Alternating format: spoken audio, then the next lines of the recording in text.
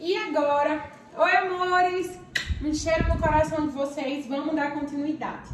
Então hoje a gente vai conversar sobre o dar e o receber, né? A gente começou falando ontem, na verdade eu tô fazendo o vídeo no mesmo dia, mas eu vou postar pra vocês amanhã. Então no caso é hoje, é ontem, vocês entenderam. E aí, hoje a gente vai conversar sobre o dar e o receber. Como é que acontece? A gente já começou a falar isso, né, com o feminino e masculino, a nossa relação com nossos pais, o quanto isso influencia na gente e como é que a gente pode fazer as pazes com esse feminino e masculino para a gente se tornar um ser integral. Quem não assistiu, assiste a aula anterior para você poder entender melhor essa. O que é que acontece? O dar e o receber, ele é um movimento muito importante. Por que, Biazinha, é muito importante, além de você enxergar a sua energia feminina e masculina? Porque o dar e receber é o princípio básico das relações.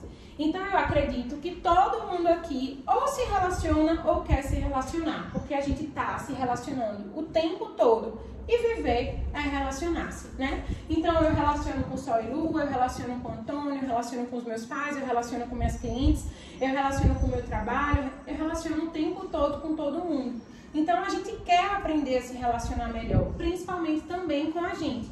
Então o princípio básico das relações é o dar e o receber. Para Bert Hellinger, vem Fifi! Para Bert Hellinger, a gente tem as leis, né, que a gente obedece. As 3 leis mais importantes para Bert Hellinger é a de pertencimento, né, a de hierarquia e a de compensação. Biazinha, o que é que isso significa? A de pertencimento é que Bert Hellinger, que foi o criador da constelação familiar, ele fala que todos nós viemos com a necessidade de pertencer. Então, por a gente querer tanto pertencer, às vezes a gente acaba se moldando a nossa espontaneidade, como a gente viu na primeira aula, para justamente ser aceito por aquele sistema. E aí é onde mora o grande perigo, porque a nossa boa consciência, existe a má consciência e a boa consciência. A boa consciência, ela vai dizer o quê? Ah não, para você pertencer, você precisa fazer tudo o que aquele grupo deseja. E aí a gente vai para um grupo, a gente é de um jeito, a gente vai para outro grupo, a gente vai ser de outro jeito. Por mais que exista o inconsciente coletivo, que vai fazendo com que a gente sinta a energia de cada grupo, existe essa questão que é esse desejo do pertencimento. Então é muito importante, porque só a gente tendo consciência, a gente pode mudar. E aí é a partir da nossa má consciência que a gente vai romper. A gente vai dizer bem assim, sim, mas eu não sou todo mundo, né? Sim, mas eu tenho o princípio e a beleza de ser exatamente quem eu sou. Então, as pessoas que estiverem ao meu redor, elas inclusive vão me admirar pelo jeitinho que eu sou. E não é a síndrome de Gabriela, né? Eu nasci assim, eu cresci assim, eu serei sempre assim. Não estou falando disso. O que eu estou falando verdadeiramente é desse processo de você se autoacolher do jeitinho da sua própria espontaneidade. Então, Bert Hellinger, ele fala que a lei, né, uma das primeiras leis que regem essa ordem mesmo, esse campo, é esse desejo de pertencimento. A outra é a obediência à lei e à hierarquia. Então, só voltando um pouquinho para essa questão do pertencimento, quando a gente sente que o nosso pertencimento ele é ameaçado, a gente entra num processo de culpa. Então, eu tô em um sistema, em um pensamento, e eu acho que se eu cometer um tipo de atitude, a pessoa vai me excluir, né? A minha presença, o meu pertencimento, ele vai ser ameaçado. E aí, eu gero uma sensação de culpa. Vou trazer um exemplo.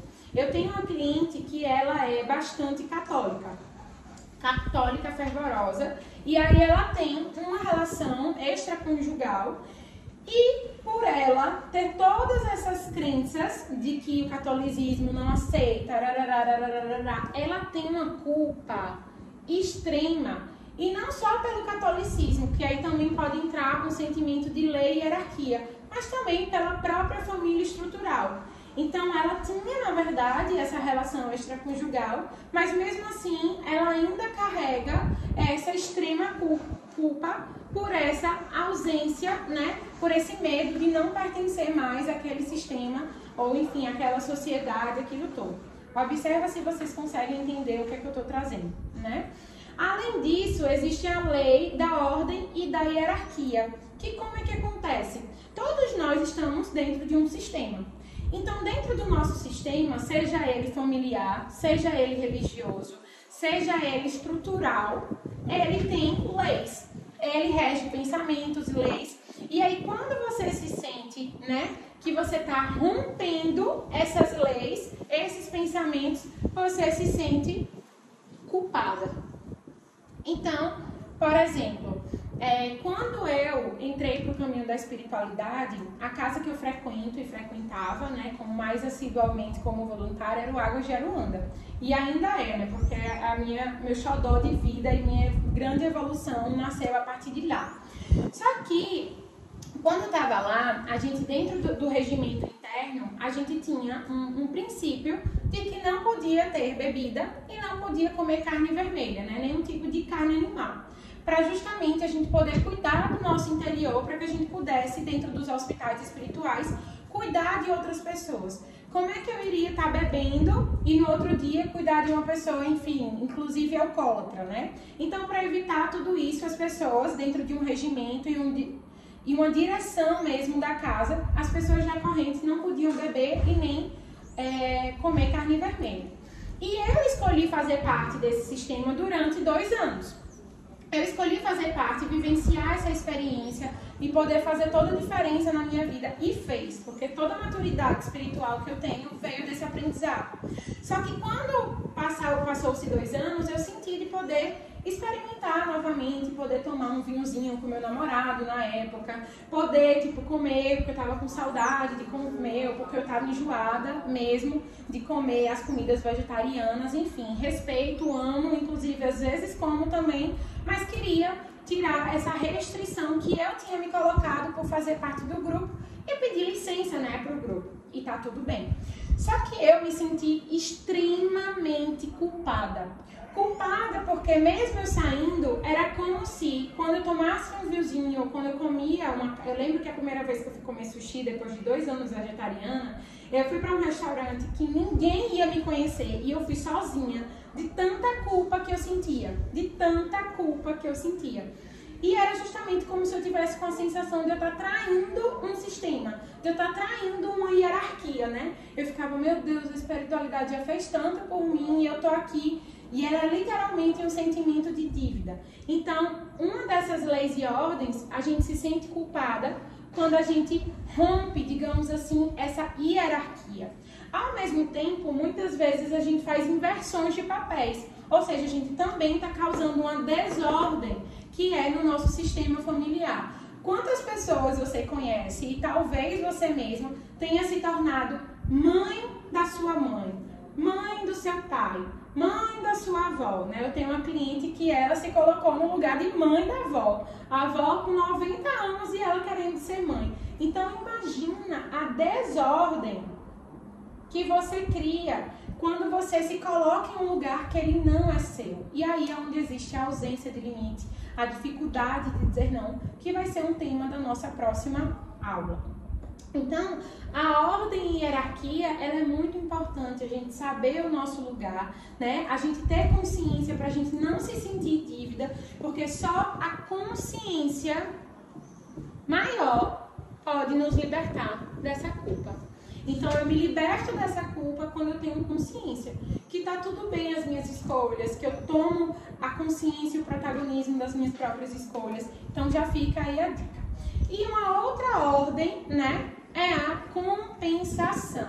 Então, o que seria essa compensação, Bia? Seria a relação do dar e do receber, que é o princípio básico das relações. Então, quando eu entro na compensação, eu entro num movimento de eu só dou aquilo que eu tenho e eu recebo o que o outro pode me oferecer. Dentro das ordens da ajuda, né, de Bertin Hellinger, ele fala muito que muitas vezes a gente quer receber do outro aquilo que ele não pode nos oferecer. Então, às vezes, a gente fica insistindo em um relacionamento. Ah, não, porque eu quero que fulano faça isso por mim. Ah, porque eu faço tanto por ele e ele não faz nada por mim. Mas será que ele tem? Será que ele tem isso para te oferecer? Você já olhou para o sistema? Você já saiu do olhar individual e olhou para o todo e percebeu se ele realmente tem isso para te oferecer? Então é importante, às vezes a gente quer muito colo da nossa mãe, só que nossa mãe não aprendeu a receber colo. A nossa avó foi super rígida na educação com ela. Ela não aprendeu sobre esse dar e receber amor. Como é que essa mulher pode nos dar? E aí a gente solta um pouquinho o nosso ego para entender que a gente só dá aquilo que a gente tem e a gente só recebe o que o outro pode nos dar. E quando é que existe a culpa, Biazinha, do dar e do receber? Que essa culpa, eu acho ela assim, gigantesca. Que é a sensação de dívida. Eu me sinto em dívida com o outro quando eu sinto que eu rompi, ou ele rompeu, ou ela rompeu, o equilíbrio do dar e do receber. Então, quando eu me coloco, me dou, e aí a pessoa fica se sentindo em dívida. Ou quando o inverso. Ai, meu Deus, mas eu vejo que ele faz tanto por mim. Eu já tive tanto nesse lugar também, viu? Dizer assim, meu Deus, eu tô vendo que às vezes eu tinha medo, ou tipo, não queria acabar um relacionamento porque eu ficava assim, meu Deus, mas ele fez tanto por mim.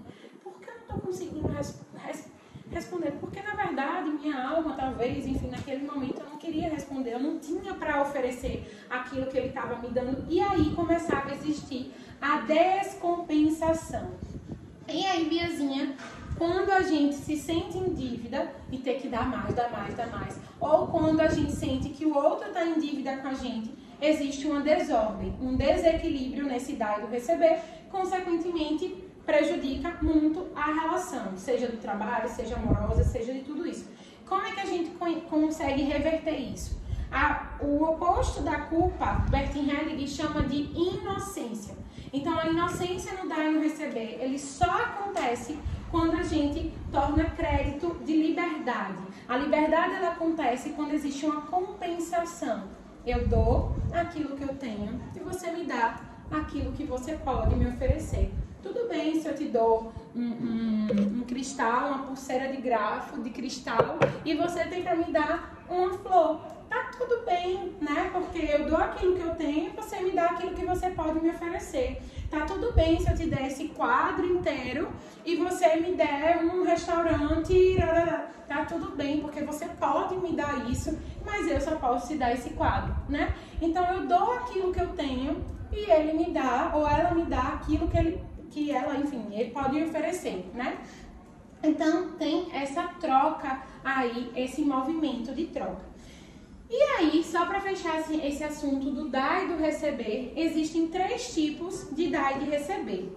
A prestimosidade, que é quando você se doa demais e aí seu ego sobe, porque, mas eu me dou tanto, eu faço tudo por todo mundo e ninguém faz nada por mim.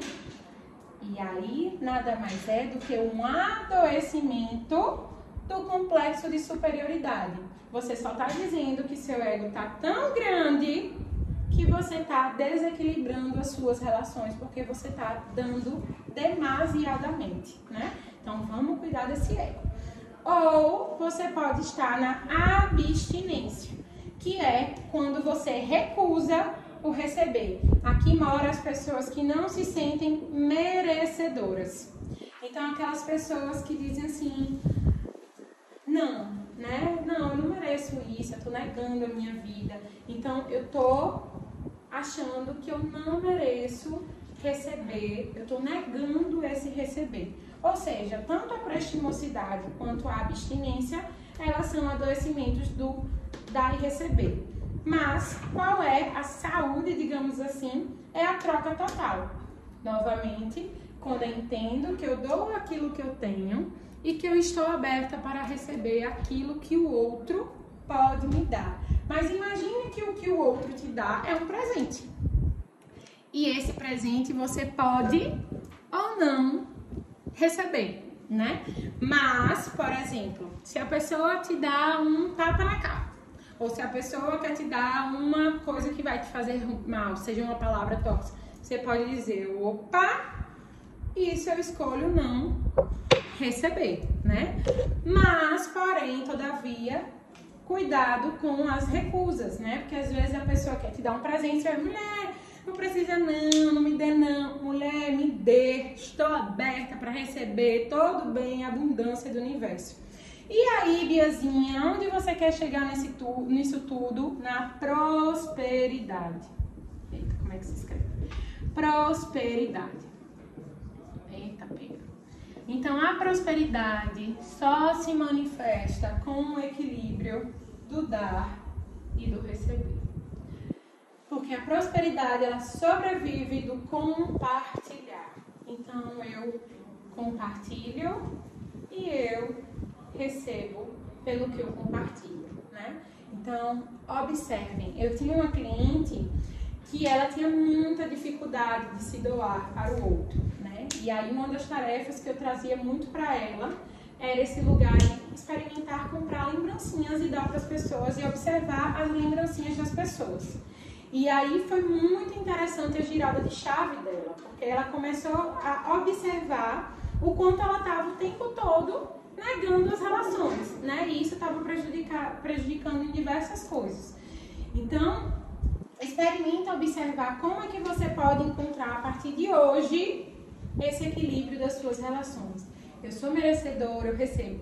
Quando eu comecei a falar essa questão de estou aberta para receber, que eu tinha muito desafio no receber, eu comecei a receber presente, eu comecei a receber propostas de empregos diferentes, eu comecei a receber oportunidades, ideias, tudo se abre quando a gente está aberta para receber. E aí a gente equilibra o dar e o receber. Combinado, meus amores? Então, um cheiro no seu coração. Até a próxima aula. Lembrem de fazer os nossos guias dos 21 dias. Chama suas deusas, suas amoras, suas anjas para te acompanhar nessa jornada. Cheiro!